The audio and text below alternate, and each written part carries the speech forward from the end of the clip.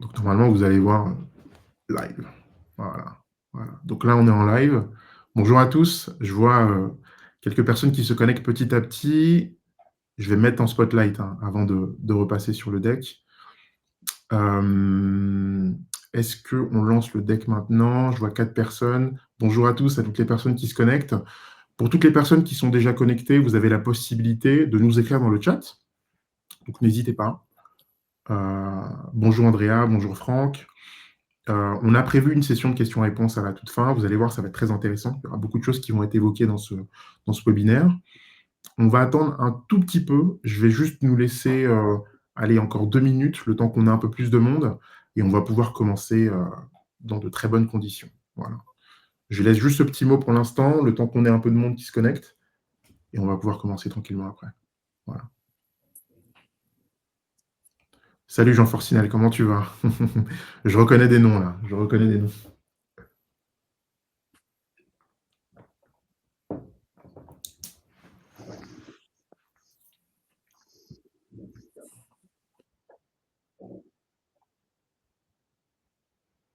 Super, super, super. Hop. Parfait. Ok. Bonjour Heidi, comment vas-tu? Allez-y, connectez-vous. Hein, je rappelle, vous avez accès au chat durant l'entièreté du webinaire. L'idée, c'est vraiment que vous posiez vos questions. Et on se laissera un petit temps de questions-réponses à la fin pour entrer dans le détail. Bon, 2 minutes. Je propose qu'on commence. On va pouvoir embrayer directement. Donc, bonjour à tous encore une fois, hein, pour toutes les personnes qui nous rejoignent aujourd'hui. C'est un vrai plaisir, en tout cas, d'inaugurer ce dernier webinaire, Théodros, avec Oracle. Hein. Donc, c'est un webinaire exceptionnel pour cette fin d'année, puisque on a la chance et le plaisir d'avoir 2 cracks du cloud africain, en l'occurrence Venceslas Bindé et Bofabiol Kwasi. Pour les personnes qui ne me connaissent pas, donc je m'appelle Francis Nguele, je suis le fondateur de l'école Théodros. L'école Théodros, c'est un centre de formation qui est dédié à la formation des commerciaux, principalement dans les nouvelles technologies. On est basé à Abidjan, au plateau. Et ce qu'on fait, moi, mon métier au quotidien, c'est former des commerciaux sur 2 verticales. Une première verticale sur les soft skills. Donc, il y a tout un travail à faire sur les soft skills quand on est sales. Et également sur les hard skills, et notamment l'acculturation technologique à l'aune de toutes les technologies dont on entend parler aujourd'hui dans l'écosystème mondial et africain, le cloud, la fintech, la cybersécurité et tant d'autres. C'est pour ça qu'on a régulièrement, tous les 2 mois à peu près, des webinaires qui sont dédiés sur des thématiques et des problématiques qui sont clés pour le continent. Ça peut être la tech, la formation, la vente. Et pour ce dernier webinaire de l'année, je voulais vraiment finir en beauté et avoir vraiment, je dirais, les grands du cloud africain. En tout cas, l'équipe Oracle de Côte d'Ivoire aujourd'hui, c'est pour nous un vrai plaisir et l'opportunité d'approfondir en fait des thématiques qui sont pas forcément connues de tous, mais qui sont effectivement exceptionnellement intéressantes et importantes pour le continent. Donc, vraiment, je remercie encore Venceslas et Bofabiol pour leur participation. Et je vais leur céder la parole voilà, juste tout de suite pour leur permettre de se présenter également. Bofabiol, c'est toi l'aîné. Je te laisse te présenter en premier. Voilà. Ok, merci beaucoup. C'est vraiment un plaisir d'être avec vous. Moi, c'est Fabien Kwasi. Je suis dans l'informatique, ça va faire maintenant 20 ans. Euh, j'ai d'abord parcouru un peu le secteur public. J'ai fait du développement depuis mon bas âge quand j'étais sorti de l'école. Après, j'ai rejoint Oracle très jeune. Je suis en tant que pre-sales. En ce moment, Oracle faisait la vente de logiciels et bien d'autres solutions. Mais moi, j'étais au niveau secteur logiciel technologique. J'ai été assez fort en technologie où j'ai fait du management technique, du pre-sales, et puis aussi du BDM et du business unit manager plutôt. Donc un peu du commercial. Là, je suis revenu encore à Oracle et maintenant, à Oracle, j'ai commencé à faire de nouvelles choses. Et j'ai vu que Oracle a pris un très grand livre qu'on appelle le cloud. Donc, j'y suis pour développer le cloud chez Oracle.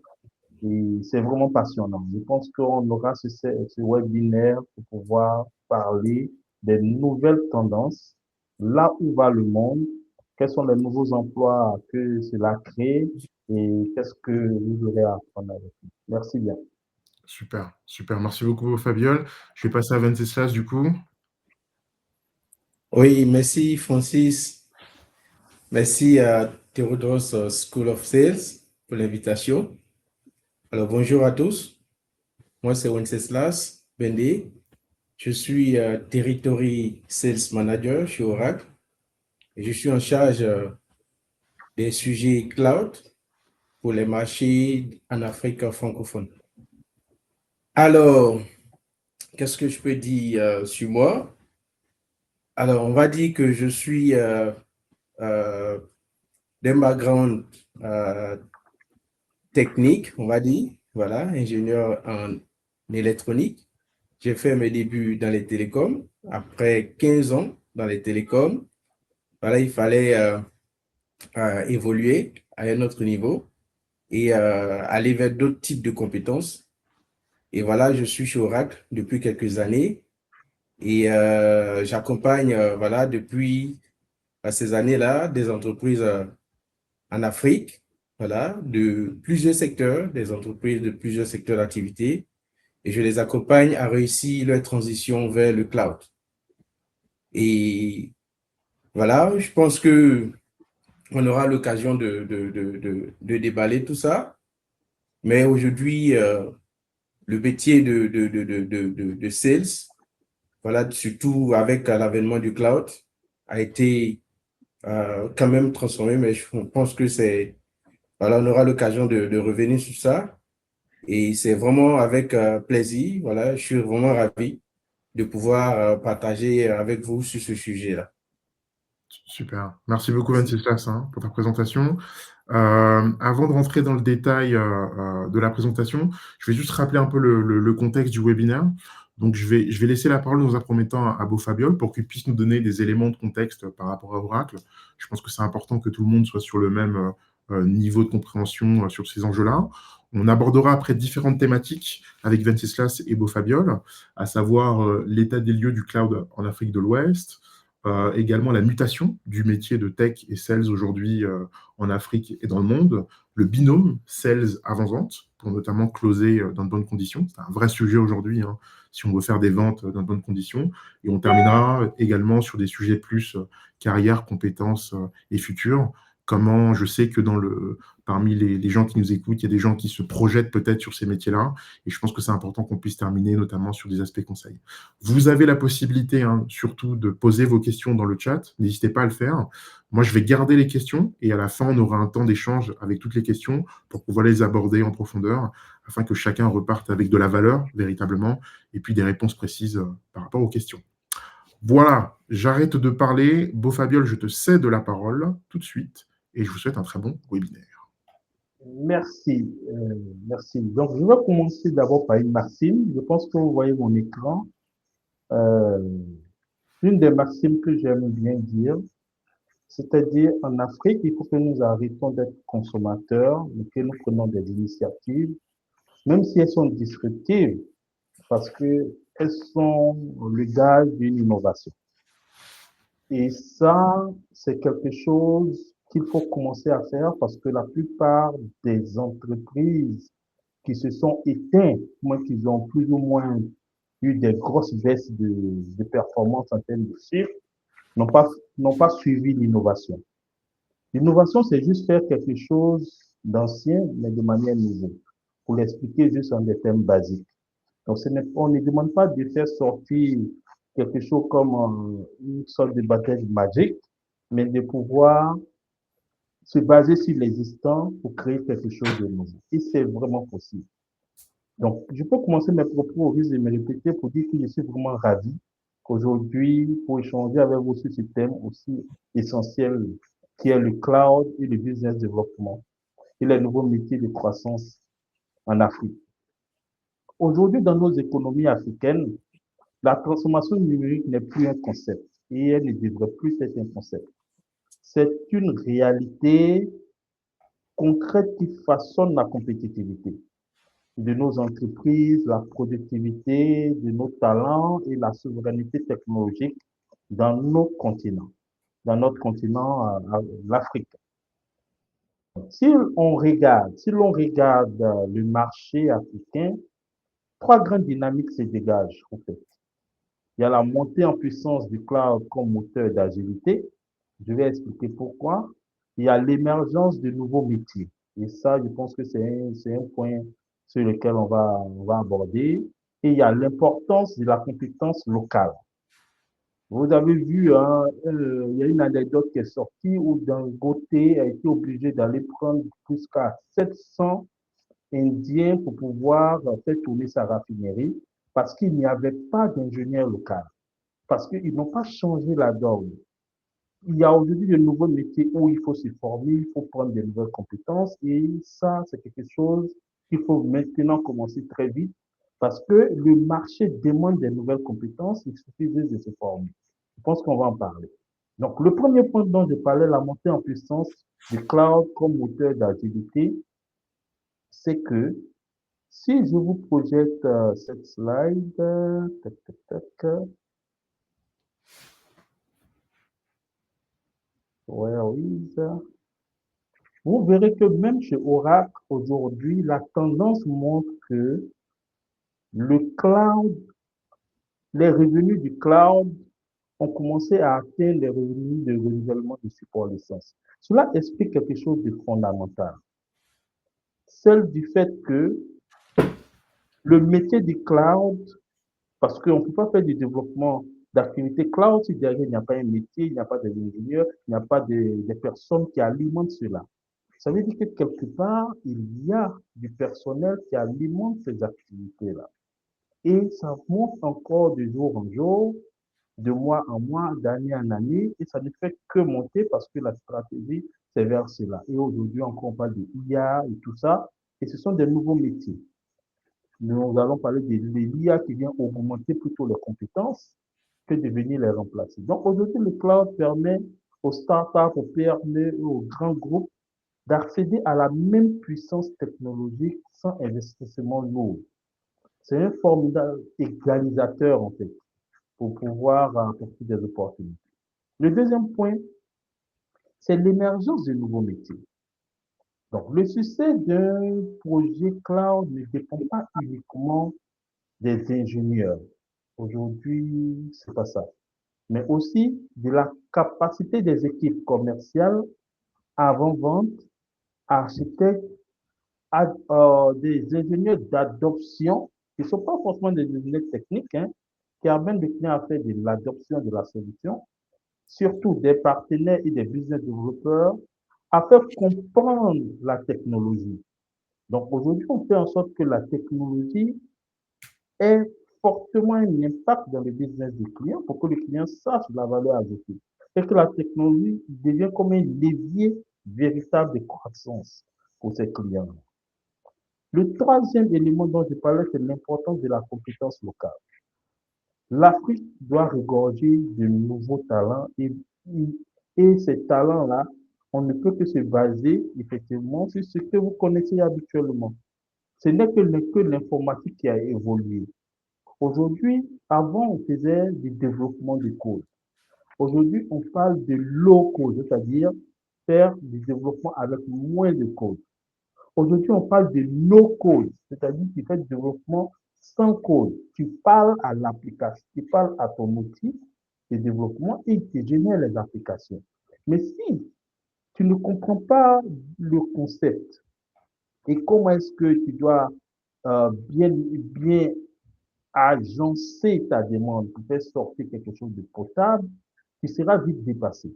C'est en cela qu'on dit que les technologies qui viennent augmenter les compétences de ceux qui ont déjà les bases. Donc, il faut déjà s'y mettre et l'Afrique a déjà ses compétences et on peut y arriver. Mais il faut donner de bons outils, des bonnes références et les bons environnements pour apprendre. Et on sait aussi vous apprendre sur ça. Hein. C'est c'est précisément là qu'interviennent des initiatives comme celui de Théodros, School of Sales, mais aussi le programme de formation et certification que Oracle offre sur sa plateforme Oracle Cloud Infrastructure.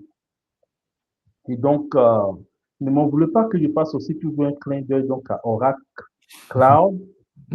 Donc, pour ça, je vais donc vous projeter ces slides pour dire que ça fait plus de 47 ans que Oracle existe et fait de l'innovation.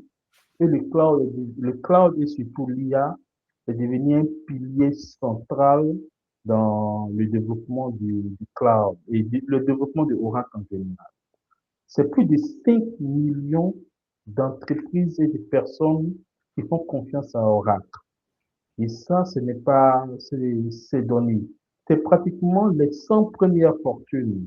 Quand on dit les 100 premières fortunes, c'est donc des grosses entreprises qui utilisent Oracle. C'est, c'est fondamental. C'est pratiquement, les chiffres sont un peu petits, je vais essayer d'agrandir. J'espère que vous arrivez à voir les chiffres Oui, on là. voit, hein. T'inquiète pas, on voit bien, on voit bien. Et donc, c'est pour cela qu'on dit ici que pratiquement 97% des fortunes 100 de 2024 utilisent aujourd'hui les technologies Oracle. 96% du Global Fortune 100 aussi utilise. Quand on dit 99, 97, c'est pratiquement 100%. Et ça montre combien de fois Oracle est un acteur clé. Vous ne pouvez pas aller dans les telcos, dans les banques, dans les assurances et ne pas voir une solution Oracle.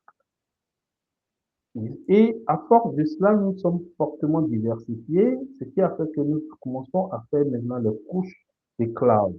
Vous allez entendre parler de IaaS, de PaaS et de SaaS.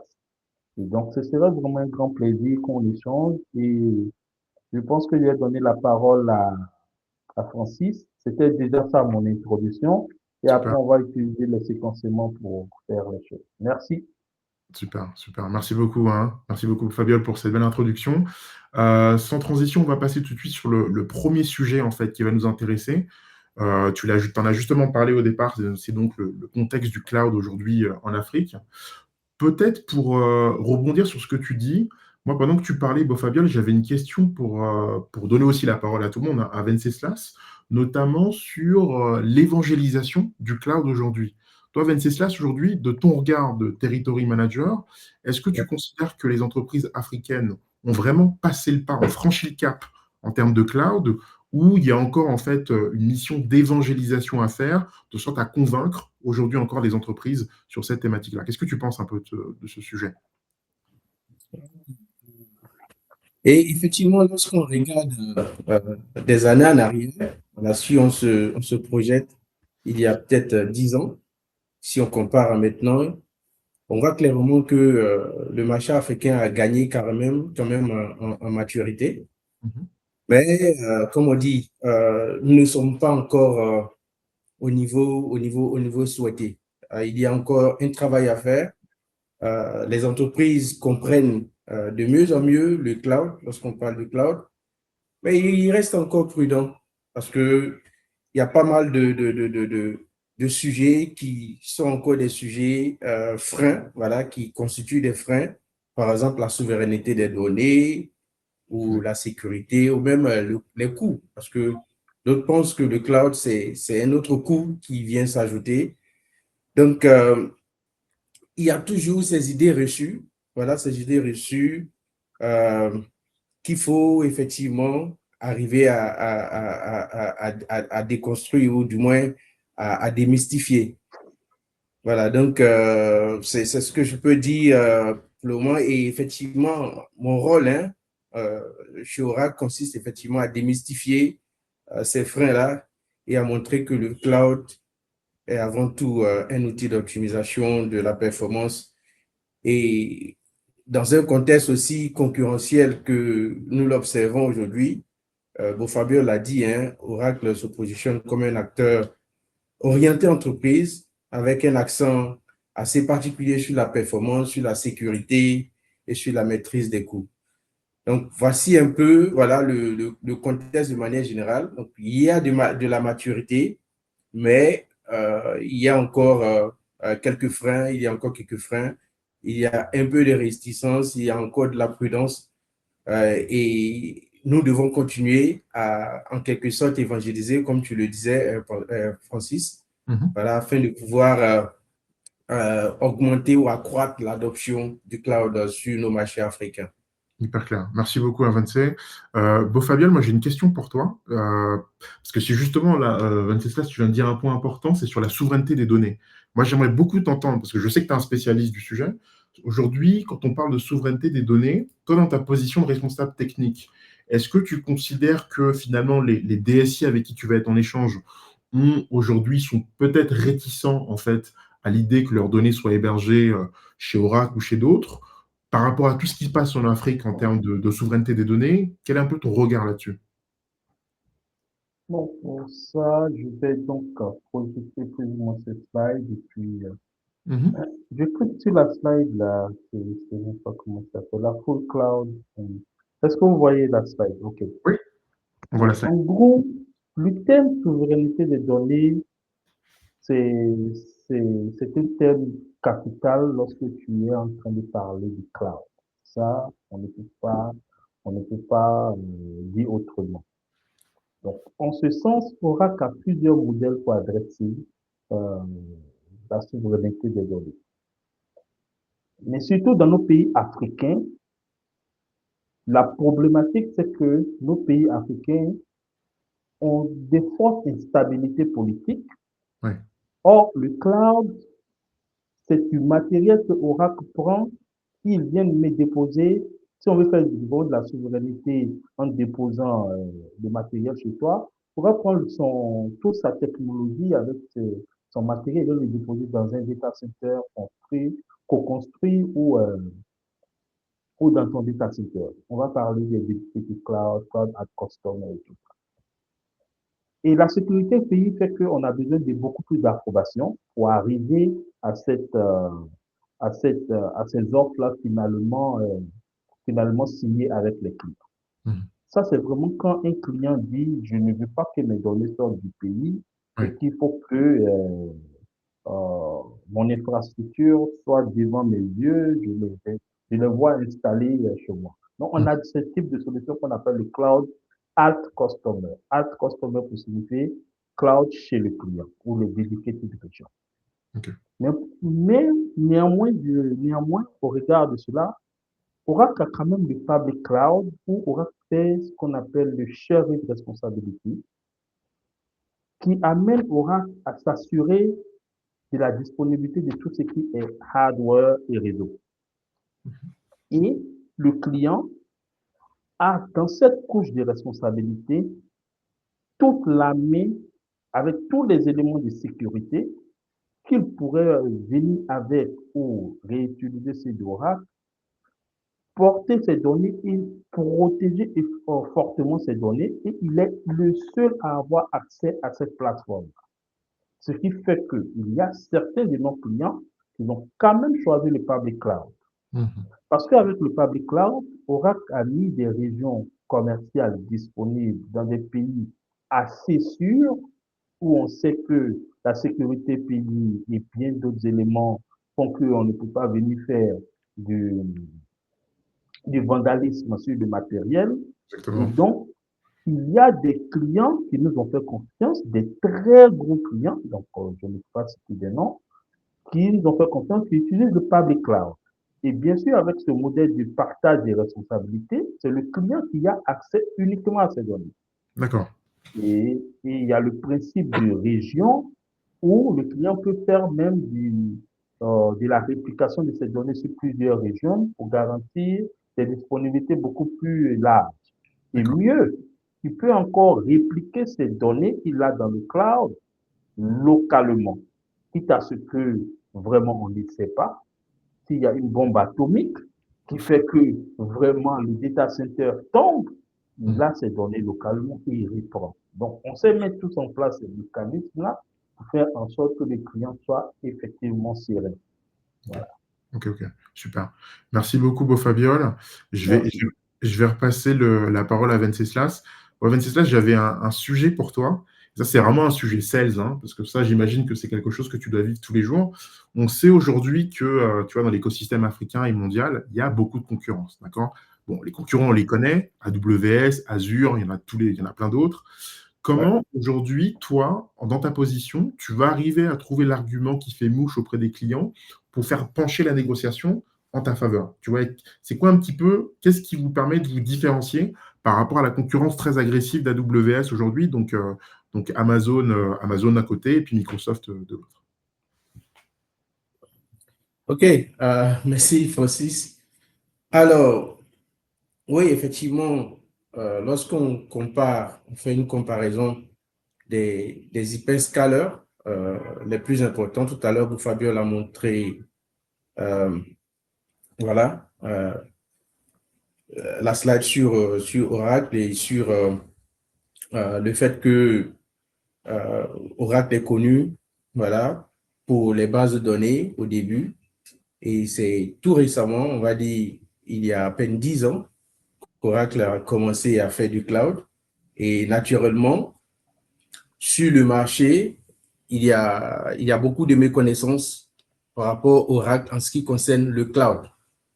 Il a dit, hein, Oracle est très connu, même par les Fortune 100, etc. Mais la plupart, quand ils se réfèrent à Oracle, ils pensent aux bases de données, ils pensent aux licences. Mais là, Oracle est vraiment résolument entré dans le cloud. Et aujourd'hui, Oracle est l'une des entreprises qui croît le plus vite en ce qui concerne le cloud, dans le business cloud. Alors, en moins de 10 ans, Oracle a rattrapé son retard et aujourd'hui, Oracle se positionne comme l'un des leaders dans ce marché du cloud. Alors, qu'est-ce que Oracle fait mieux pour se positionner par rapport aux autres? Ici, lorsque je parlais de l'état des lieux des marchés africains, j'ai parlé de quelques freins, tels que la performance, la sécurité, la souveraineté et même les coûts. Et aujourd'hui, l'un des piliers fondamentaux du cloud Oracle, c'est vraiment la prévisibilité des coûts. Donc, le client ou l'entreprise arrive à vraiment surveiller ses coûts, à avoir une certaine prédictibilité des coûts.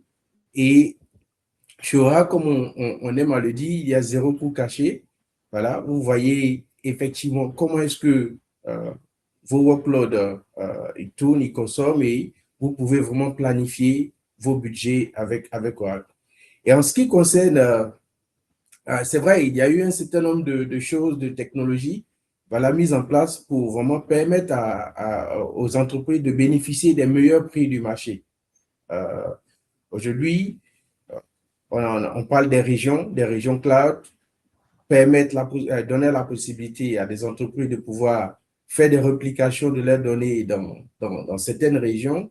Et avec Oracle, la communication entre les différentes régions est rendue presque gratuite. Elle est absolument accessible quand on compare aux autres hyperscalers. Donc, voici pêle-mêle, voilà ce que je peux dire sur les facteurs qui différencient Oracle de ses concurrents immédiats. Fabien pourrait peut-être ajouter un ou deux aspects, mais voilà. Super. Merci beaucoup, Vince. Bon, Fabien, tu vas ajouter quelque chose peut-être sur cette partie? Oui, juste aussi pour ajouter, c'est pour dire que à force d'avoir rattrapé notre retard, et en plus de cela, Oracle a été plus ou moins souvent tagué d'entreprises à licence très chère. Mais avec le modèle du cloud Oracle, c'est vraiment du 360 degrés. Okay. Donc, on souhaiterait demander à tous ceux qui nous écoutent de nous tester sur le thème du prix pour qu'ils voient combien de fois nous apportons le meilleur par rapport aux autres, mais à très bas prix. De sorte à ce que la plupart des petites entreprises comme des grandes puissent aujourd'hui utiliser les mêmes technologies à la pointe sans débourser de grosses sommes. Merci, c'est ce que je voulais juste ajouter. Super, super. Merci beaucoup, hein. C'est très enrichissant de vous écouter tous les deux. Moi, je vois bien que enfin, après, si je vous donne mon sentiment, hein, je ne suis pas technicien, bien entendu, mais je vois bien que... Vas-y, Venceslas, excuse-moi. Non, peut-être un dernier élément à ajouter, Et- c'est que les prix d'Oracle, pour ce qui concerne le cloud, sont publics. Aujourd'hui, voilà, quiconque peut aller sur le site d'Oracle et puis faire une simulation sur la base des infrastructures qu'il a ou de ce qu'il veut faire. Il peut tout de suite lui-même voir combien ça peut coûter sur le cloud Oracle. Voilà, par mois ou par an. Voilà, tout dépend de l'utilisateur. Entendu Donc, ça. pour dire un peu combien de fois on mise sur la transparence, Mhm. voilà, sur la transparence, la prédictabilité des coûts.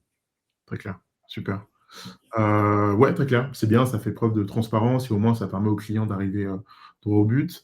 Je vous disais, moi, je sens quand même parce que moi, j'ai eu effectivement une autre vie avant de fonder Theodros en tant que sales chez Autodesk.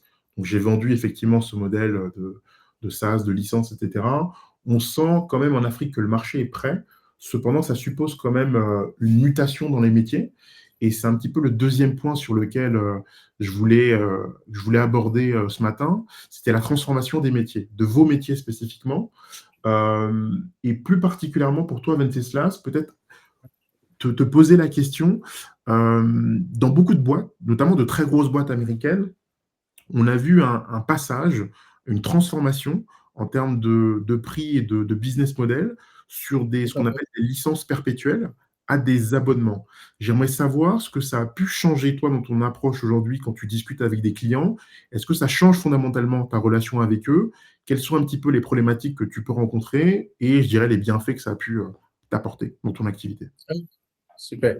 Et effectivement, Francis, le passage des licences et du hardware vers le cloud a complètement changé la manière de vendre, hein. Voilà, tu le sais très bien, Francis, avant, une vente, voilà, là, enfin, les ventes étaient transactionnelles, on va le dire comme ça, Mhm. et ponctuelles. Une fois on a fini, le client a signé, le cycle de vente, il s'arrête. Ouais. Aujourd'hui, avec le modèle d'abonnement, parce qu'avec le cloud, on parle d'abonnement et on parle de consommation, usage. Donc, la relation, elle devient continue. C'est-à-dire, on ne, on ne s'arrête pas une fois le client a signé, mais il faut entretenir la relation. Donc, les cycles de vente deviennent beaucoup plus longs, mais c'est très stratégique parce que on se positionne, tu vois, et c'est là où le business developer doit vraiment comprendre les usages de l'entreprise cible, du moins du client, les usages réels, voilà, anticiper leur évolution, parce que euh, il faut vraiment comprendre l'environnement du client et pouvoir l'accompagner dans le temps. Donc, on voit un peu que euh, le business developer qui est souvent d'un profil commercial est obligé et amené, on va dire, de devoir avoir une certaine compréhension des concepts techniques, une certaine compréhension vraiment de l'environnement du client et de ce qu'il prévoit faire. Et ça lui permet effectivement de pouvoir l'accompagner efficacement. Donc, il faut absolument que le business developer ait un minimum de technologie. Voilà. Et pour ceux qui ont un profil technique, il faut effectivement qu'ils puissent comprendre aussi les enjeux business. Donc, c'est vraiment, enfin, c'est une façon de dire que la frontière vraiment entre la technique et puis le commercial s'estompe.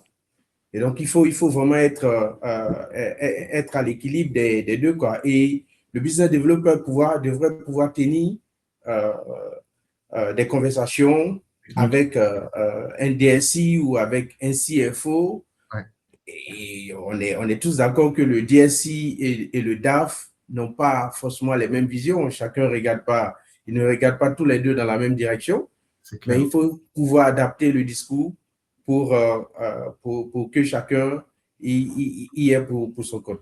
C'est Donc, clair. voici un peu ce que je peux dire. Et effectivement, aujourd'hui, les modèles d'abonnement changent toute la donne. Changent toute Mhm. la donne. On mise plus sur le relationnel, sur le long terme, parce que c'est un cycle, hein. Voilà. Si on finit la vente et qu'on n'est plus présent, on disparaît. Après, si le client il consomme ou ne consomme pas, effectivement, ça impacte le business. Donc, il faut vraiment trouver, voilà, adapter la stratégie et puis pouvoir bâtir vraiment ce relationnel avec les entreprises. Super, super. C'est pourquoi, dans mon introduction, j'ai parlé d'accompagner les entreprises. Effectivement. Donc là, je ne suis plus un vendeur, mais j'accompagne les entreprises Exactement. dans la réussite de leur transformation digitale, dans la réussite de leur adoption du cloud. Exactement. Merci beaucoup, hein, Venceslas. Bon, Fabiola, moi j'ai une question qui me taraude et j'ai vraiment, elle est pour toi. Mais juste, tu t'as dit quelque chose de très intéressant là, Venceslas.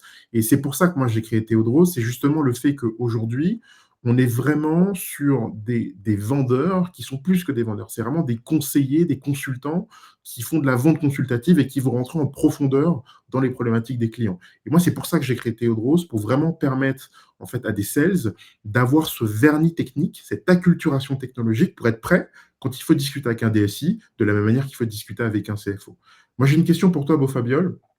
Dans la lignée de ce qu'a pu dire Venceslas, comment tu vois ton rôle? Parce que moi, j'ai l'impression que finalement, ton rôle d'ingénieur cloud, il a aussi évolué. Tu n'es plus simplement un responsable technique, tu fais du business concrètement, quoi. Toi, tu fais du business, tu as aussi un rôle commercial. Comment tu vois les choses? Je pense que tu touches plus ou moins le deuxième thème qu'on allait aborder, mais en fait, euh, effectivement, le rôle que j'ai aujourd'hui a fortement évolué avec le cloud. Donc, quand vous regardez tout ce qu'a dit Wenceslas, on ne peut que être cloud ingénieur en étant à la fois pre-sales, support, ingénieur technique, conseil, architecte et bien d'autres choses, Hmm. tout en complétant ces compétences de soft skills qui peuvent être l'intelligence émotionnelle cognitive, comprendre le client, pas le comprendre techniquement seulement, hein, comprendre le client, sa culture, ce qu'il veut, qu'est-ce que vraiment. Et donc, c'est tout ça qui fait qu'à la fin, tu commences à avoir plusieurs types de compétences Hmm. pour garantir le renouvellement. Ouais. Moi, cette chose-là dit vraiment en substance, on ne peut pas faire du cloud ou on ne peut pas être dans la vente du cloud de manière ponctuelle.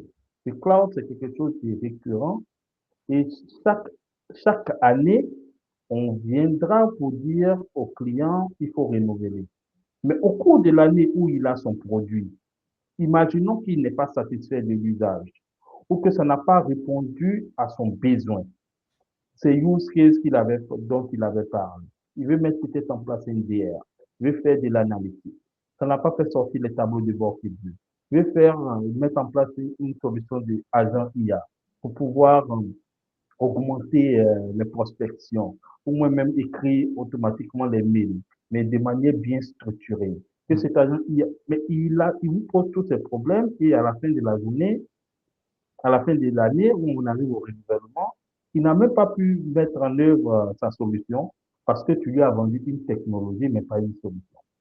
Et donc, dans mon rôle, je suis obligé à la fois d'être architecte pre-sales pour donner les grandes lignes de la solution, Hmm. mais d'aider le client avec des ingénieurs spécialistes que nous avons par ligne Mhm. de solution pour faire l'implémentation avec le support direct du partenaire. Donc, D'accord. on devient comme des orchestres techniques qui permettent de faire en sorte que l'usage soit effectif et palpable pour le client au risque de ne pas pouvoir faire le renouvellement l'année prochaine. Et D'accord. donc, c'est tout un boulot qui permet d'avoir tous ces soft skills. C'est à la fois du project management, de l'architecture, du pre-sales, du conseil et bien d'autres choses, du support même, il arrive pour que le client soit toujours satisfait.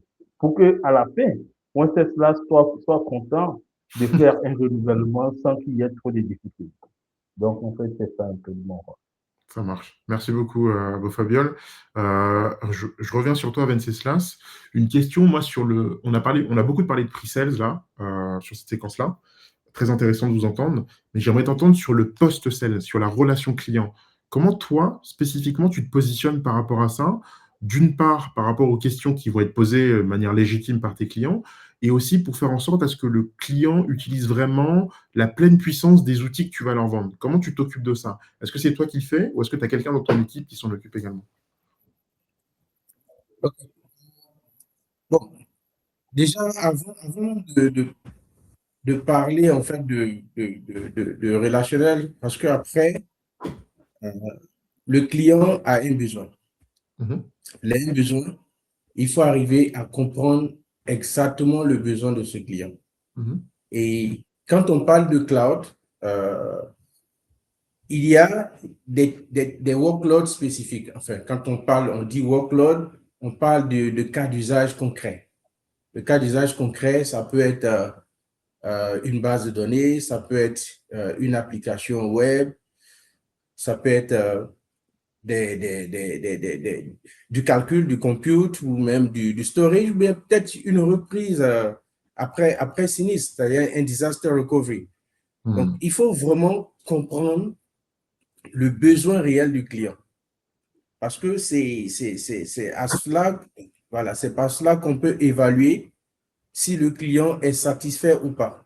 Et Beaufabien l'a dit, nous ne vendons plus une technologie au client, mais nous vendons une solution. Nous vendons réellement voilà, une solution à ces pain points, à ces problèmes. Mhm, mhm. Donc, voici un peu ça. Donc, une fois on a la compréhension de ce que le client veut réellement, alors, on a aussi le relationnel. Il faut vraiment enfin, comprendre les besoins des clients, ça passe par l'écoute. Hein. Ça Ouais, passe par l'écoute, voilà, pour savoir écouter, être patient et savoir poser aussi les bonnes questions. ouais. Ça, c'est très important. C'est des choses qu'on néglige, mais aujourd'hui, c'est une compétence clé pour un business developer. C'est vraiment pouvoir poser les questions adéquates pour pouvoir avoir les réponses. Parce que si on ne sait pas poser les bonnes questions, on ne touche pas du doigt vraiment la situation concrète.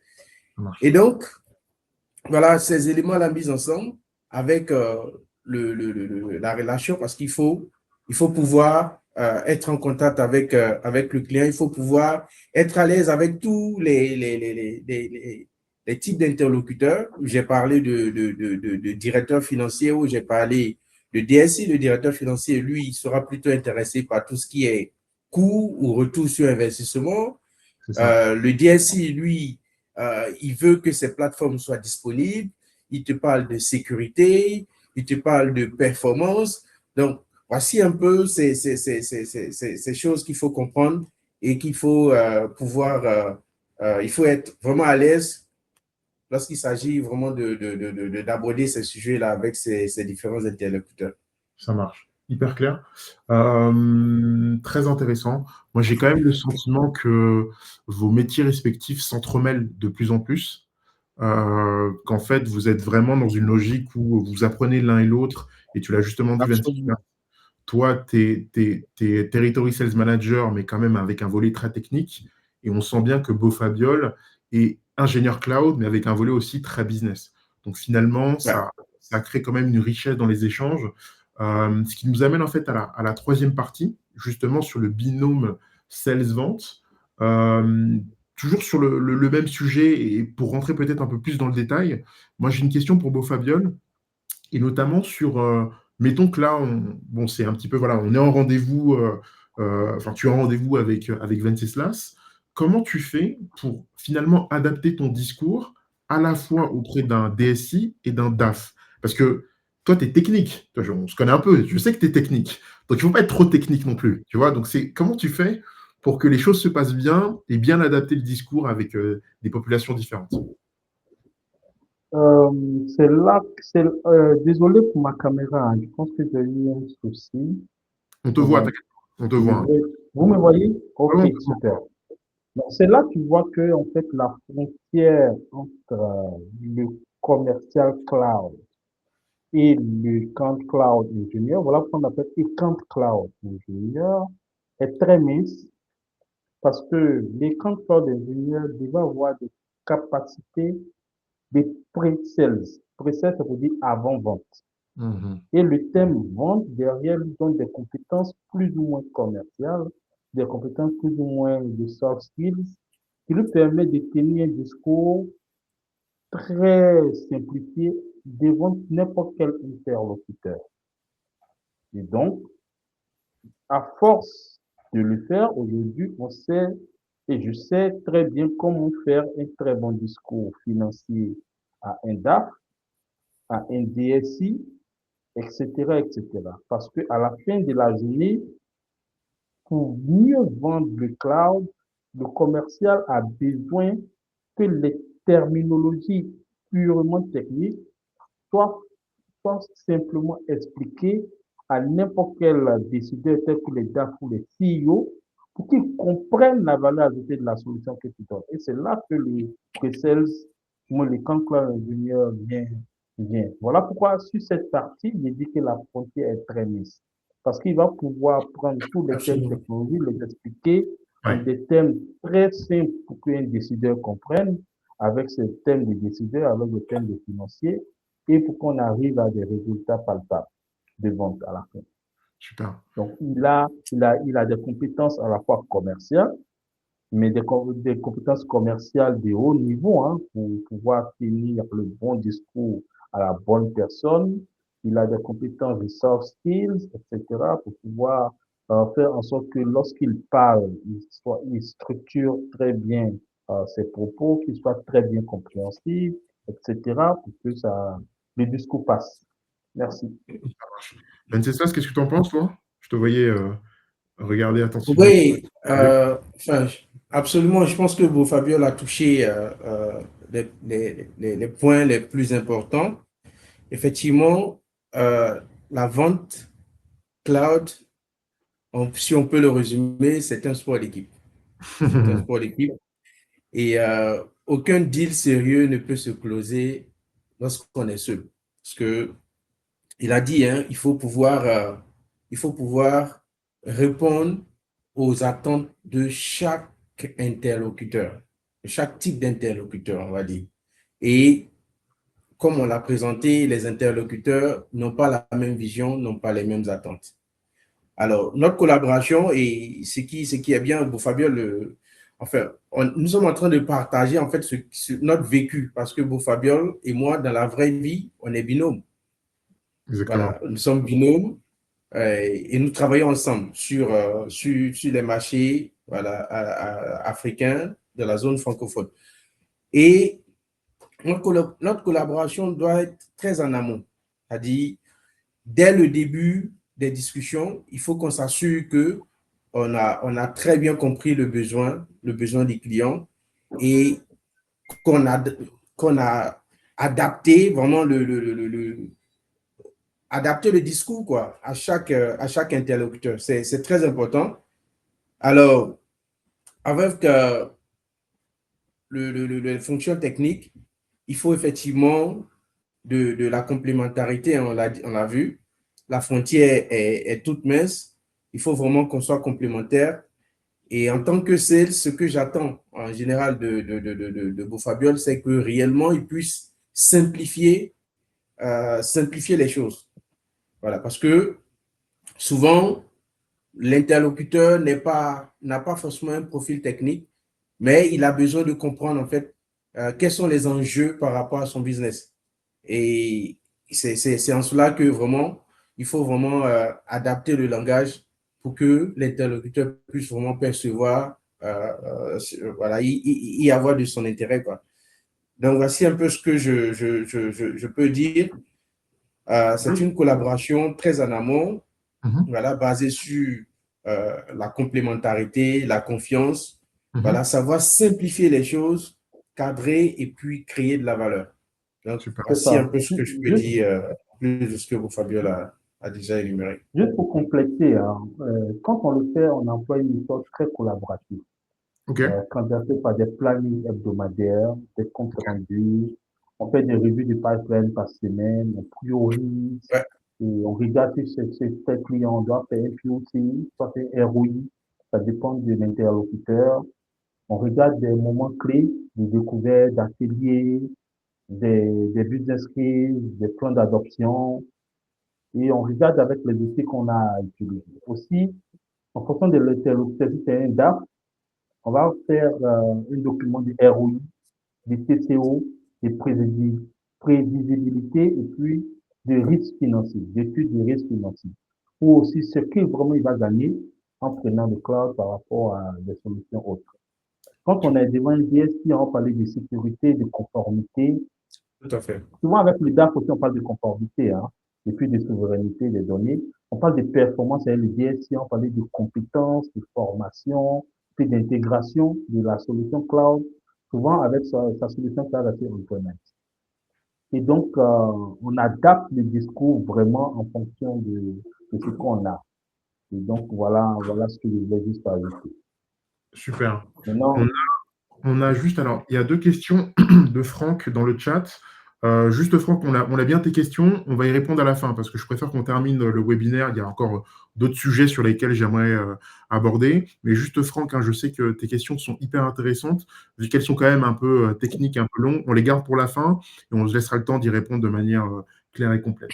Combien de temps il nous reste? Ouais, une quinzaine de minutes. J'aimerais juste, avant de passer à la dernière séquence, est-ce que vous pouvez juste peut-être l'un et l'autre, pour terminer sur cette séquence en fait de le lien que vous aviez sur vos métiers respectifs, me donner en fait les qualités respectives que vous appréciez chez chacun pour travailler de manière collaborative. Moi, je peux on commence par commencer. moi. Vas-y, Bon, Je moi, peux commencer. ce Alors, que j'aime bien chez mes commerciaux, c'est le relationnel.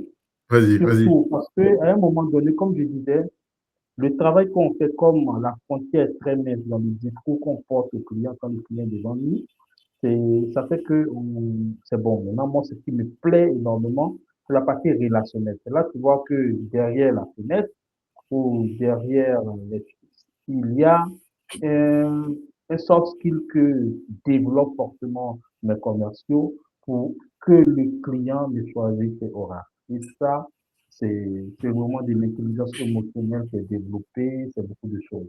Ça me plaît beaucoup chez eux et merci pour cela, Benji. Donc, pour moi, il faut que ce soit encore plus développé. Merci. Super. Vas-y, Venceslas. oui, enfin, pour moi, c'est la complémentarité. La complémentarité. Entendre Bofabiol, qui est un ingénieur, expliquer tout ce qui est TCO à un DAF, des risques financiers et tout ça, c'est, voilà, normalement, on pourrait dire que ça relève du commercial, mais on arrive à le faire de façon indépendante tous les deux.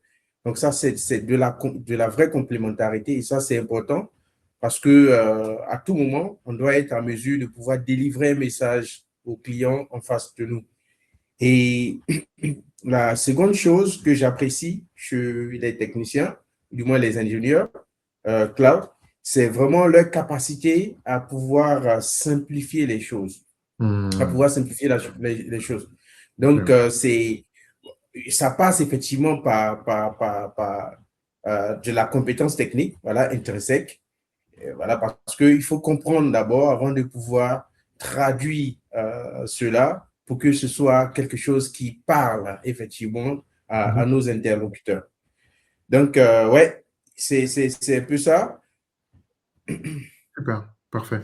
Merci beaucoup, Venceslas. Merci à vous deux hein, pour vos réponses pertinentes et cohérentes quand on parle du sujet. On sent bien que l'alchimie, quand même, est indispensable sur ce type de métier. On parle de vente complexe, hein. Complexe parce que c'est des produits complexes et complexe parce que c'est long.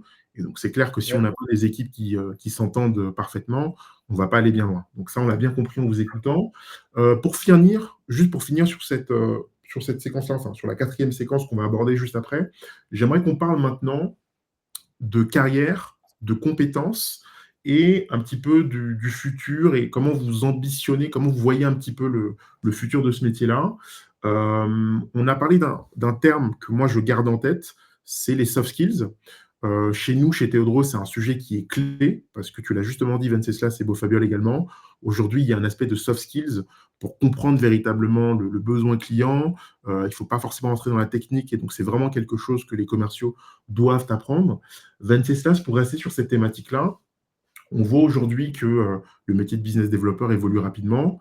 Moi, je me souviens des échanges qu'on a pu avoir aussi avec Draman, hein, qui est votre head of sales, sur cette thématique-là. Qu'est-ce que tu dirais, toi, de qualités humaines qui sont indispensables, qu'il faut avoir de manière indispensable pour ce type de métier? Concrètement, si aujourd'hui, vous avez des jeunes, et je sais qu'il y en a qui veulent taper à la porte d'Oracle, quelles sont les qualités humaines qu'il faut avoir pour concrètement réussir à ce poste? Ok. Francis, tu l'as si bien dit. Ouais. Il faut un équilibre entre les soft skills et puis les compétences techniques. C'est très important. Mhm. Et pour peut-être faire un focus sur les soft skills, on va dire il faut suffisamment de curiosité. Ok. C'est très important. Voilà, la curiosité, une bonne capacité d'écoute. Voilà, savoir écouter. Une capacité à créer de la confiance, parce qu'il faut inspirer de la confiance également C'est clair. à son interlocuteur. C'est très important. Voilà. Et puis, il faut une bonne maîtrise de soi, une bonne dose de maîtrise, parce Mhm. que on est face souvent à des clients qui sont, on va dire, en griffe très agressifs. Voilà. Il faut une bonne dose de maîtrise. Ok. Et puis, voilà. Donc, c'est un peu ces valeurs. Voilà, ça va créer de la confiance parce que c'est important d'être quelqu'un de confiance. Il faut D'accord. que le client en face puisse vraiment arriver à vous faire confiance. Ça marche. C'est très Et important. Ça marche. juste pour compléter, hein, pour dire que c'est en cela que Théodore aussi est là. Hein. Si vous sentez qu'il y a certains de vos commerciaux qui n'arrivent pas à avoir ce soft skills-là, Théodore sait accompagner ces, Je te le ces confirme, clients. Beaufabiol. Merci merci de le souligner, je te le confirme. Et justement, Beaufabiol, moi j'ai une autre question pour toi, c'est plus sur la partie technique, parce qu'il y a des profils techniques, hein, qui nous regardent actuellement. Concrètement, pour réussir à ton poste en tant qu'ingénieur cloud, c'est quoi un petit peu tes recommandations? Parce que je crois que toi, tu as fait l'INPHB, hein, et Venceslas également, hein. Vous êtes de l'INPHB tous les deux, hein, c'est ça? Oui, effectivement, nous sommes des liens PHB, mais je trouve que aujourd'hui, Ouais, ce que je veux dire, c'est que ce n'est pas forcément la grande école qui crée la compétence. d'accord, ok. C'est ça. Ce sont tes initiatives personnelles de dire ce que je veux faire et tu te formes en fonction. Tu peux te donner 3 mois, grand max, où tu suis un curriculum pour pouvoir arriver à ces formations. C'est- Aujourd'hui, avec le cloud Oracle, et je préfère donc parler de ça, toutes les formations Oracle Cloud sont gratuites. Les D'accord. certifications, nous avons souvent des saisons où nous les rendons les certifications payantes, mais les Ouais, formations techniques Oracle Cloud sont gratuites. Donc, d'accord, tu peux te former et devenir expert en Oracle Cloud en moins de 2, 3 mois, d'accord. Ok, avant même la certification professionnelle. Et donc, maintenant aussi, tu peux te spécialiser.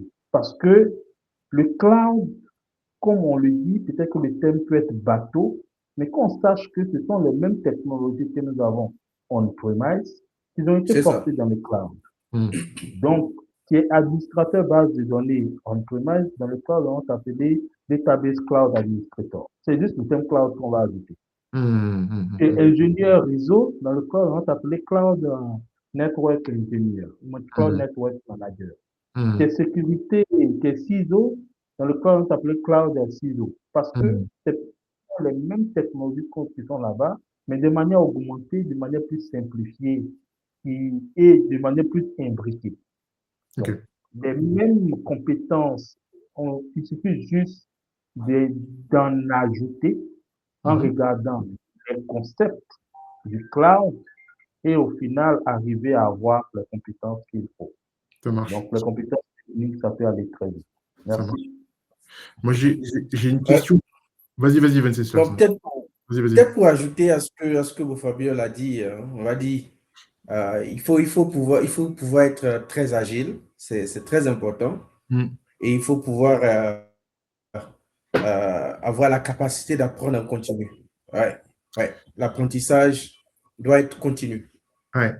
Et Et aujourd'hui, on le voit, hein, on a un peu une explosion avec l'intelligence artificielle et tout ça. exactement. Donc, le business developer euh, enfin, doit être capable de pouvoir vraiment exploiter des données et puis d'anticiper aussi les besoins afin d'apporter encore plus de valeur aux clients. Mm. Donc, euh, voilà, donc il faut pouvoir exploiter les données disponibles et pouvoir anticiper les besoins. Ça Donc, marche. vraiment avoir un profil très agile, adaptabilité, c'est très important parce que les conditions, du moins les situations d'un client A à un autre client B ne sont forcément pas les mêmes. Bien sûr. Donc, vraiment une capacité à s'adapter à toutes les situations. Moi, j'ai une question pour vous deux. Est-ce qu'aujourd'hui, parce que moi, je vois beaucoup de CV arriver chez Théodros, et j'imagine que chez Oracle, c'est pareil, finalement, c'est quoi qui va faire la différence? Est-ce que vous allez regarder la formation initiale de manière très précise, donc ça peut être école de commerce, école d'ingénieur, université, peu importe. Est-ce que c'est plus l'expérience qui peut faire la différence, ou est-ce que c'est les certificats aussi qui peuvent faire la différence? D'autant plus qu'il y a beaucoup de certificats. Si aujourd'hui, vous deviez conseiller peut-être quelqu'un pour se distinguer en termes de profil, aussi bien sur un profil sales, business developer qu'un profil plus technique, cloud engineer, ce serait quoi un petit peu les différences, les éléments de différenciation que vous pourriez souligner, peut-être? Bon, peut-être que je vais commencer pour certainement ajouter d'autres choses. Alors, les certifications sont importantes. Ce sont des accélérateurs, on est d'accord? Ok, Mais c'est pas la finalité. ok, Voilà. Il faut tout aussi considérer les soft skills. C'est très important. d'accord. Considérer les soft skills. Et comme je l'ai dit, hein, il faut pouvoir avoir une certaine curiosité, voilà, la capacité d'apprendre en continu et puis pouvoir être adaptable, enfin avoir cette adaptabilité, comme on le dit. Parce Ok, qu'aujourd'hui, ce que les entreprises recherchent sont des profils hybrides, des ok. profils qui sont, voilà, qu'on peut, qui sont, on va dire, en griffe à toute épreuve, quoi. Voilà. Donc, c'est très important, voilà, d'avoir, voilà, ces certifications, c'est important, mais il faut pas négliger tout ce qui est soft skills, c'est très intéressant. Ça marche. Bon, Fabiol, peut-être? Ok, ce que tu peux dire, c'est que d'abord, pour venir, pour postuler, ça peut être n'importe quelle entreprise. Postuler d'abord, c'est le CV qui parle pour toi. Et donc, ton CV devait pouvoir rassembler les compétences que donne la fiche de poste. Ça te donne déjà un bon point pour qu'on puisse t'appeler. Et c'est là que, quand on t'appelle, les soft skills vont jouer pour beaucoup. Comment tu t'exprimes? Ouais. Est-ce que ce que tu as dit, c'est concret?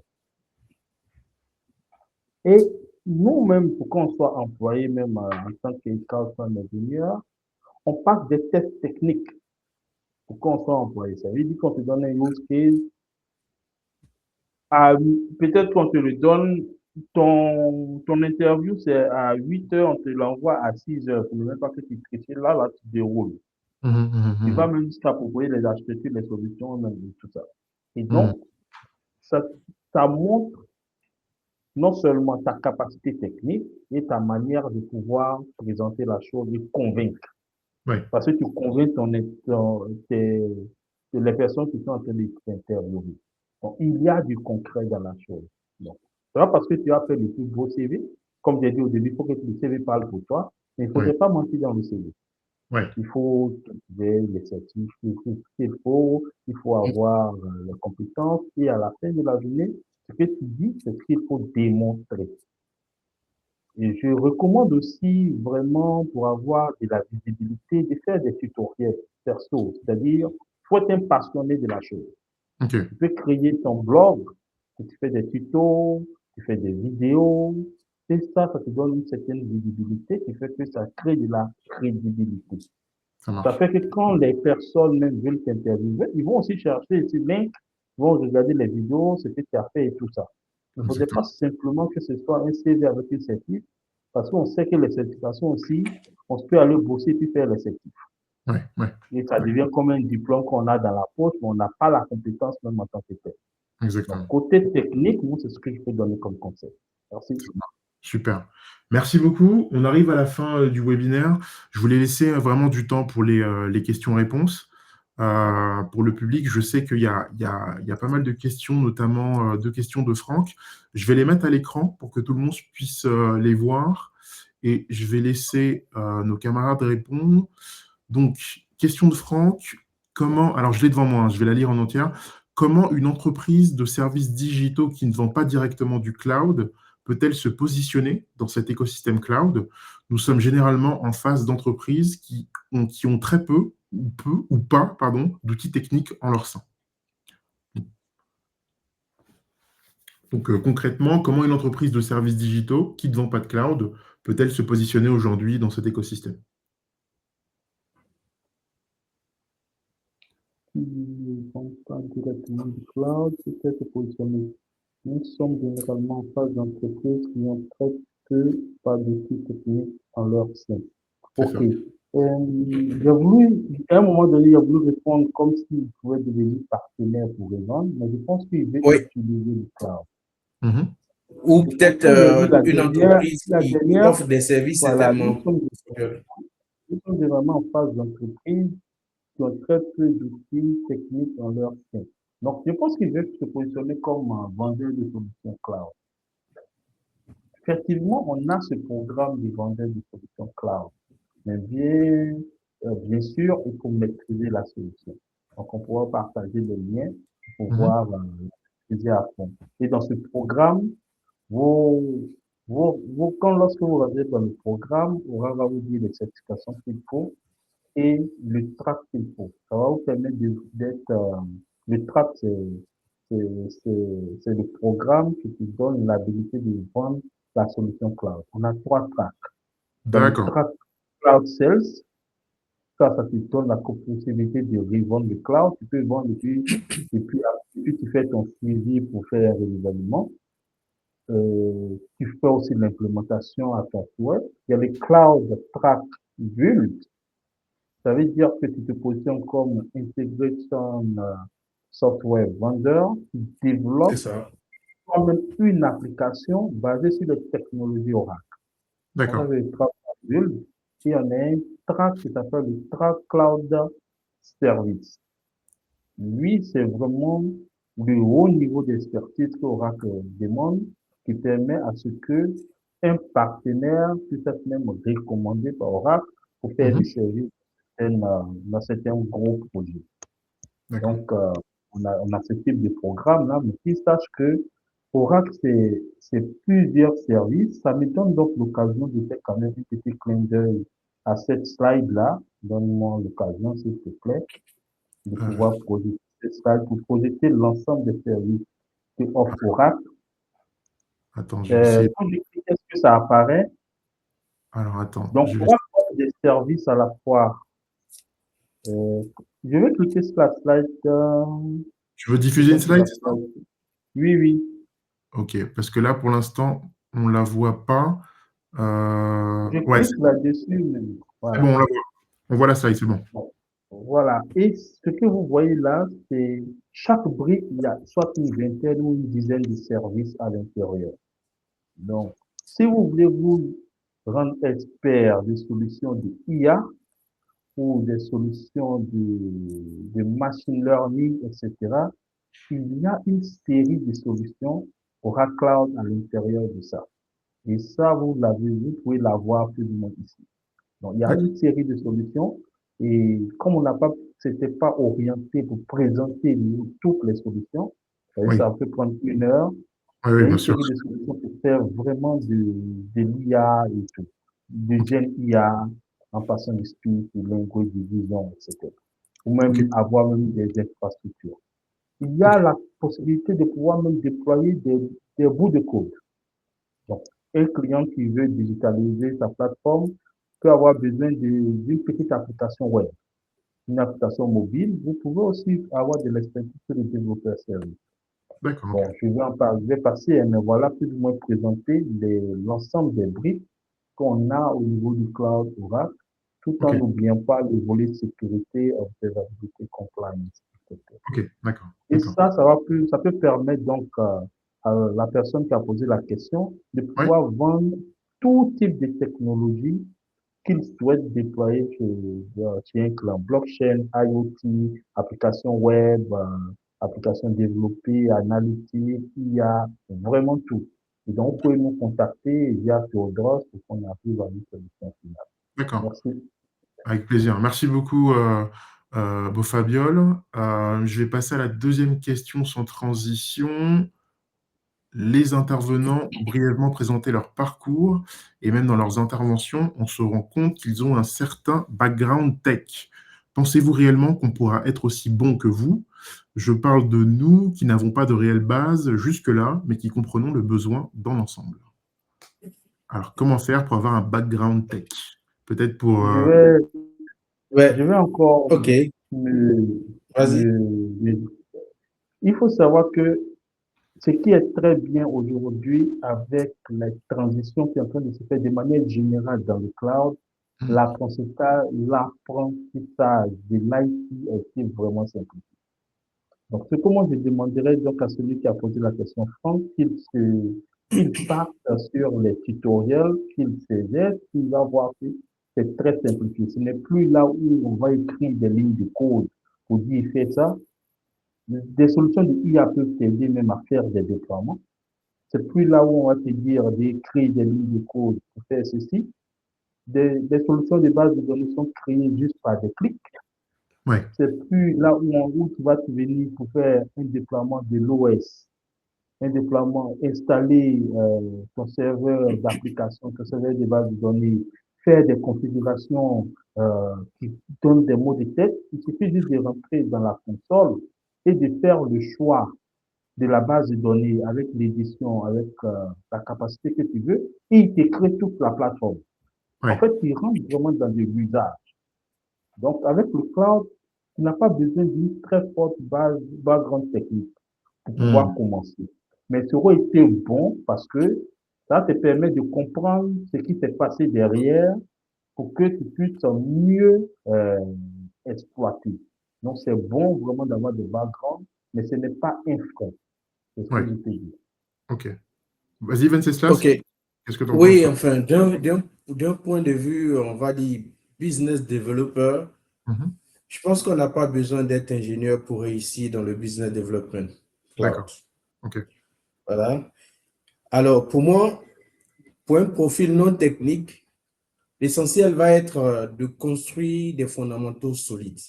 Ouais, Voilà. On ne demande pas à un profil non technique de devenir un expert technique. On a juste besoin qu'ils comprennent ce que c'est que le cloud, ses grands concepts, et surtout ce que le cloud apporte à un business. ouais, Ça, c'est les grands fondamentaux qu'il faut comprendre. Et ensuite, il faut développer les soft skills. Je pense qu'on en a parlé pendant nos différentes interventions. ouais, Savoir écouter, la capacité à poser les bonnes questions, à reformuler un besoin, savoir créer de la confiance. Voilà, ouais, ces soft skills-là, je pense que pour les développer, on n'a pas besoin d'avoir un profil technique pour le faire. ouais. Donc, il faut accepter aussi la logique d'apprentissage continu parce que le cloud, il évolue vite. Voilà, le cloud, il évolue vite. Euh, donc, le rôle du business developer, ça va être vraiment de pouvoir faire à chaque fois le lien entre le client et la solution. Ouais. C'est clair qu'on s'appuie chez des équipes techniques. Le business developer, ou du moins le commercial que je suis, je ne. C'est vrai, dans mon cas, j'ai un profil, j'ai un background technique, mais il y a plusieurs années, en fait, que j'ai pas vraiment touché à la technique. J'ai migré, voilà, il y a très longtemps. Mais ce qui est vraiment fondamental, c'est de pouvoir euh, comprendre ces fondamentaux-là, comprendre ces fondamentaux, développer les soft skills et puis se mettre dans la logique que on est en apprentissage continu. On ne s'arrête pas d'apprendre. Super. Super, super. Voilà. Donc, c'est le conseil que je peux donner à des profils non techniques qui veulent se lancer dans la vente de cloud ou dans le business development du Super. cloud, par exemple. Super. Moi, si je peux juste rajouter quelque chose de par ma modeste expérience, moi, le côté technique, je l'ai vraiment, encore une fois, quand j'étais chez Autodesk, le côté technique, je l'ai vraiment appris et compris en discutant tous les jours avec des ingénieurs. Parce que moi, j'ai plutôt une formation business developer à l'origine, donc plutôt sales, voire même pré-sales. Et en fait, c'est en discutant tous les jours avec des gens qui étaient beaucoup plus capés que moi sur le plan technique, voilà, des gens qui avaient un PhD ou ce genre de diplôme, que tu comprends en fait la techno et surtout tu apprends à bien la verbaliser. Parce que c'est une chose de la comprendre, c'est autre chose après de la verbaliser face à des prospects et des clients. Et donc pour ça, il y a un travail de simplification qui doit être fait. C'est pas simple, ça s'apprend de manière empirique. Et c'est vrai que moi, à l'époque, j'ai beaucoup travaillé là-dessus.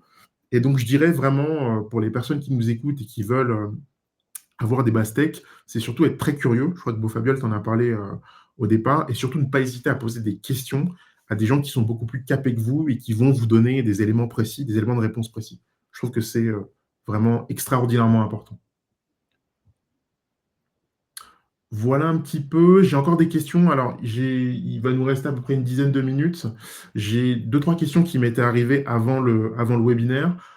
J'aimerais bien vous la poser. Alors, une qui est revenue de manière récurrente. Ça, je pense que je suis obligé de vous la poser parce qu'elle est quand même, elle est quand même importante. C'est la question de la rémunération. Parce que ça, c'est un truc qui est revenu de manière systématique. Donc, sans entrer dans le détail, bien entendu, concernant votre rémunération, est-ce que déjà vous pouvez nous parler un petit peu sur ces métiers sales et tech, comment s'organise la rémunération? Parce que je crois comprendre qu'il y a quand même deux parties intéressantes. Et quels sont un petit peu les ordres de grandeur qu'on peut espérer aujourd'hui dans la tech? On entend beaucoup de choses, que ce soit chez Facebook, AWS, Microsoft, etc. Quel est un petit peu votre regard là-dessus et qu'est-ce que vous pouvez nous donner comme élément de réponse? Je ne sais pas qui veut Je commencer, hein. laisse commencer. Cela. Ouais, enfin, ce que je dirais dessus, c'est que euh, aujourd'hui, pour tout ce qui est métier sales, enfin, les différentes entreprises cherchent en fait la bonne formulation de tout ce qui est rémunération pour pouvoir booster les ventes. Donc, en Ok. fait, on essaie de proposer un plan de rémunération qui est en adéquation avec le fait que l'entreprise veuille tirer un peu les performances vers le haut. Voilà, donc Ok. je pense que dans la plupart des entreprises, hein, dans le métier de la vente ou du business development, on a toujours un fixe et puis un variable. Et, Exactement. et en général, en tant que sales, pour nous, le fixe, il est acquis et on se bat toujours pour le variable. Et Mhm. c'est vraiment pour ça qu'on bouge, quoi. Donc, le variable, enfin, c'est ce qui donne le carburant, c'est ce qui donne vraiment la motivation nécessaire pour aller Exactement. chercher les ventes. Je ne connais pas, en fait, pour me dire, euh, enfin, il va m'être difficile de donner peut-être des canevas Mhm. par industrie parce que, comme je l'ai dit, moi, je viens d'un background télécom et je suis chez Oracle, ça fait juste quelques années. Mhm. Et voilà, il va m'être difficile peut-être de donner des ranges, mais Mhm. je pense que voilà, pour un vendeur ou un business developer qui est performant, il a forcément une bonne rémunération parce que c'est cela même l'essence en fait de la chose. Les entreprises visent toujours une hausse, voilà, une décuplation en fait des compétences ou des performances. Super clair. Bon, Fabien, toi, tu es un peu sur le même principe. C'est quoi? C'est fixe variable, c'est ça? Comment tu... Oui, Ouais. euh, les contrôles ingénieurs, c'est aussi des pre-sales hein, derrière. Donc, il y a aussi le volet fixe et variable. Mhm. Et donc, sur cette base-là, effectivement, ça nous donne toujours le carburant d'aller pousser pour chercher de nouveaux clients. D'accord, ok. Donc, en gros, c'est ça. Maintenant, concernant la question des grandeurs de prix, Ça, je ne sais pas. Ok. Et ce qui est bien qu'il faut noter, Mhm. c'est que moi, j'ai constaté, pour être franc, que vous pouvez rentrer, vous deux, mais un peut avoir deux fois ton salaire. Donc, c'est à toi de bien négocier en Mhm. fonction de ce que tu souhaites avoir. C'est ce que Ouais, je peux conseiller aux gens. Mais ouais, sachez aussi que les salaires sont en fonction des pays. Donc, ouais, c'est pas parce que tu es à Oracle et que tu vas te dire que tu as peut-être le même niveau de salaire que ceux au Côte d'Ivoire, que tu as le même niveau de salaire que ceux qui sont aux États-Unis ouais, ou ceux qui sont en Roumanie. Les ouais. salaires sont sont Indexé sur comme le niveau de vie. indexés en fonction du pays et en Ok, fonction de plein d'autres paramètres que ok, j'ignore carrément, que j'ignore. Ce sont les RH qui connaissent très bien ces parties-là. Merci. ok. Ça marche, ok, hyper clair. Et peut-être juste pour terminer, avant qu'on se quitte, alors c'est vrai on n'a pas beaucoup parlé d'IA, mais bon, je pense que si on embraye sur l'IA, on peut en parler pendant 3 jours. Moi, j'avais une question par rapport à vos métiers respectifs, parce que c'est une crainte qui revient souvent. Il se passe beaucoup de choses avec l'IA en ce moment.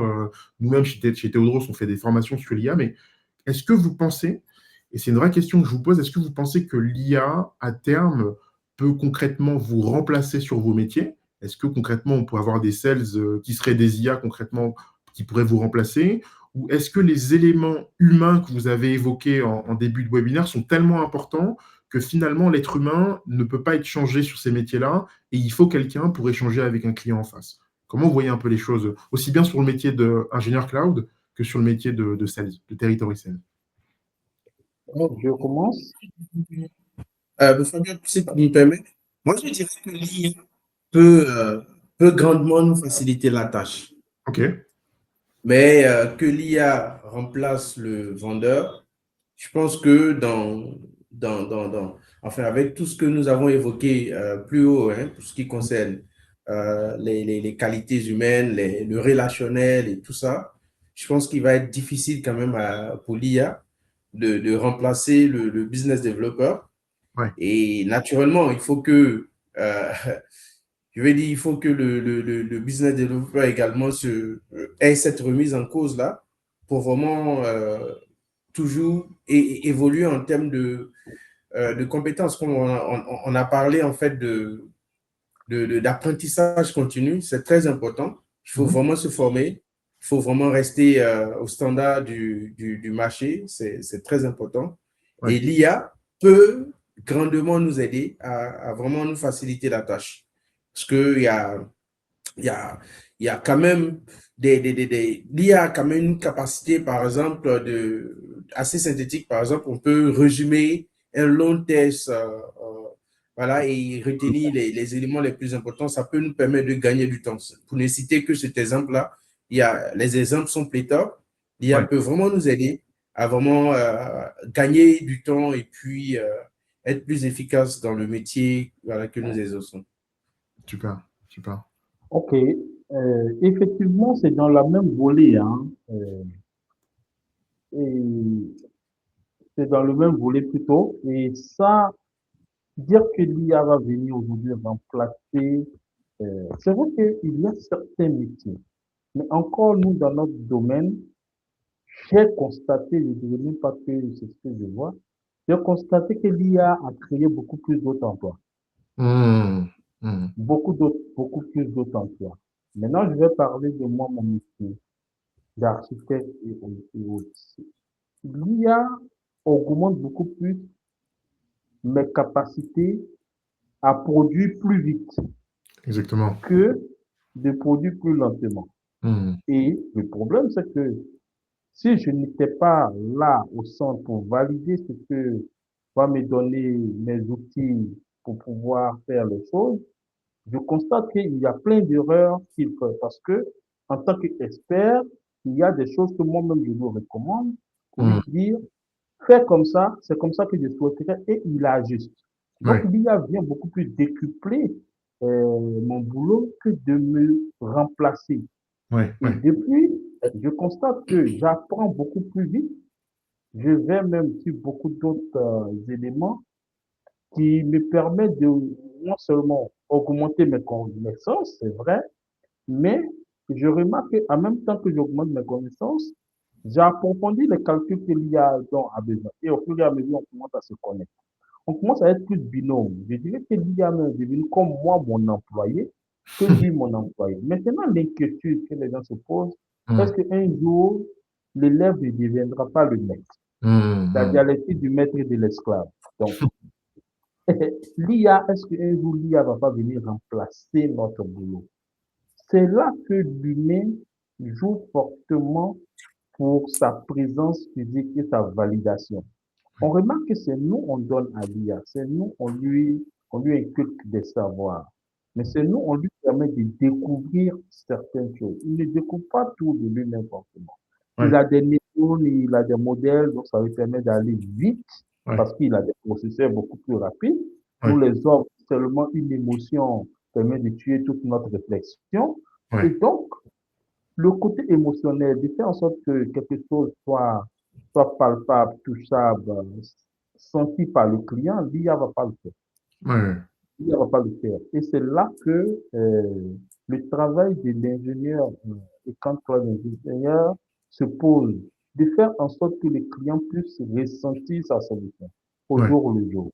ouais. Donc, voilà ce que je peux dire. Donc, c'est à nous de toujours faire mieux et d'avancer. Ok, Merci. ok, super. Vous, au quotidien, je pense que ce sera la dernière question que j'ai, je pense qu'on conclura après. Vous, au quotidien, rapidement, vous avez des outils IA que vous utilisez, je ne sais pas moi, du chat GPT par exemple, du Gemini, et à quel niveau vous utilisez l'IA, de manière concrète? De manière concrète, on a un Gen AI Ouais, qu'on utilise ok, qui nous aide à structurer certains éléments. ok. Donc aujourd'hui, je prends même un exemple anecdotique, hein. Mhm, La plupart de toutes les personnes, tu sais que tu peux faire un mail, mhm, mais juste pour t'asseoir pour écrire le mail, tu peux faire 10, 15 minutes. mhm, Un mhm. demi-quart d'heure est passé. Ouais, Il suffit juste de donner le contexte et de faire structurer la chose à l'IA qui valide, qui envoie. Tu ouais, gagnes du temps. Donc, ils sont des petits trucs comme ça qui peuvent te permettre d'aller vite. Tu ok, veux, par exemple, faire une série de questionnaires. Si tu les connais, souvent tu as déjà tes tableaux qui existent. Mais il suffit donc de demander à l'IA et puis de structurer la chose pour qu'il mhm, t'envoie des séries de questionnaires déjà connus dans sa base et tu ajoutes. Donc tu ouais, vois qu'il t'aide plus qu'il ne te remplace. Parce d'accord, que ok, c'est quand tu lui donnes le contexte, tu lui donnes tous les éléments. ok, Imaginons que tu veux faire.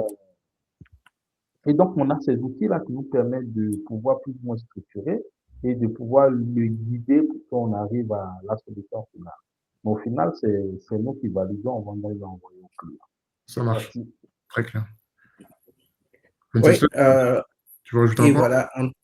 Oui, enfin, à mon niveau, effectivement, l'IA a cette utilité-là Mhm. de pouvoir m'aider, par exemple, à faire un account plan. Par exemple. D'accord, ok, Je donne un cas, oui, je donne un cas d'usage. Alors, l'IA peut aller chercher des informations sur un client X elle peut vraiment réunir suffisamment d'informations pour que moi, j'arrive à organiser les idées sur d'accord, comment est-ce que je veux procéder et tout ça. ok. Alors, en interne, nous utilisons une IA en interne. Mhm. Euh, voilà, et il faut savoir que Oracle est très bien positionné aussi en ce qui concerne tout ce qui est Generative Intelligence Artificial, Mhm. donc Artificial Intelligence. Mhm. Donc, voici un peu ce que je peux dire. Alors, l'IA nous aide au quotidien, voilà. D'aucuns l'utilisent comme un assistant digital. Un assistant digital où on peut lui confier tout ce qui est tâches répétitives. Et puis voilà. Ça marche. Parfait. Super. Merci beaucoup.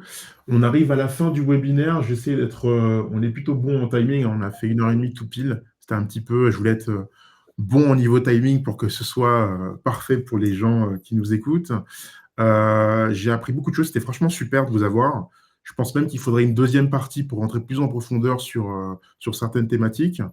Je vais juste, alors, pour vous parler, avant de vous laisser le mot de la fin, Venceslas et Beau Fabiol, je voudrais juste attirer l'attention de nos amis qui nous écoutent concernant Théodros. Donc, on continue à se développer. On a bien sûr tout un tas de formations qui vont être proposées pour l'année prochaine, notamment sur l'IA. Et on va lancer une agence de prospection pour les entreprises qui sont en croissance en Afrique et également, enfin, sur tout le continent africain. Pourquoi on fait ça? Moi, je suis en contact tous les jours avec des directeurs commerciaux, des C-level, etc. Et un des points qui revient de manière récurrente, et je pense que Venceslas, tu seras d'accord avec moi, c'est la lead generation. Comment on fait effectivement dans son cycle de vente pour avoir un pipe Ouais, suffisamment de clients qualifiés pour ensuite avancer sereinement et closer dans de bonnes conditions. Donc, on a beaucoup ouais, réfléchi avec mon équipe et on s'est dit qu'en fait, on allait monter une agence donc, qui va être vraiment précis, spécifique, cohérente sur la prospection de leads, donc leads qualifiés bien entendu, avec de la prospection téléphonique, pour simplifier le travail des entreprises par la suite et leur permettre de closer dans de bonnes conditions. Donc, on va lancer ça au premier trimestre et j'ai mis un petit call to action là au niveau de l'écran. N'hésitez pas à cliquer si vous avez des sujets de prospection pour l'année prochaine. Avec plaisir pour en discuter. On a toute une équipe et tout un tas de logiciels aussi dans nos stacks de logiciels pour mettre ça en place et ce serait vraiment un plaisir de vous accompagner. On va travailler avec pas mal de fintech. Il y a un gros sujet fintech aujourd'hui en Afrique qui se développe. Cloud aussi et puis cybersécurité. C'est un peu le triptyque que moi je vois aujourd'hui en tout cas sur le terrain, fintech, cybersécurité et cloud. Voilà, donc n'hésitez pas à me recontacter.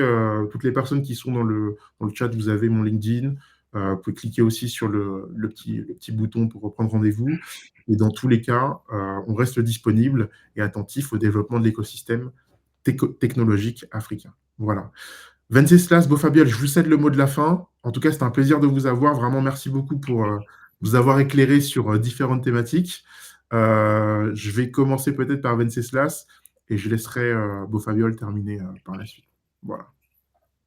Oui, Francis, effectivement, tout le plaisir a été pour moi de pouvoir passer ce temps avec toi et Beau Fabiol, voilà, sur cette question, voilà, qui concerne les nouveaux métiers de business development dans le cloud. Alors, j'aimerais conclure en rappelant que le cloud, c'est une transformation durable, voilà, et les nouveaux métiers du business development vont demander tout ce qui est soft skills, voilà, et puis bon, l'apprentissage continu, on l'a dit. Donc, ceux qui vont réussir vraiment à combiner, voilà, business, technologie et confiance auront un rôle clé, voilà, dans l'économie de demain, voilà. Donc, on pourra bâtir l'économie africaine, voilà, de demain. Donc, voilà, j'aimerais